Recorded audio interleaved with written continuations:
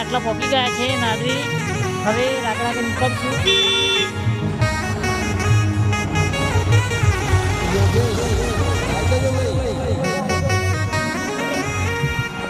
તો મિત્રો તમે જોઈ શકો છો સારી રીતના હું તમને બતાવવાની કોશિશ કરીશ.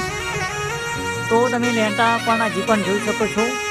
જે જગ્યાએ તમને હું ચાલુ બતાવ્યું હતું તમે સારી રીતના જોઈ શકો છો. આ નાદરી ગામ છે અને અમે પહોંચી ગયા છીએ.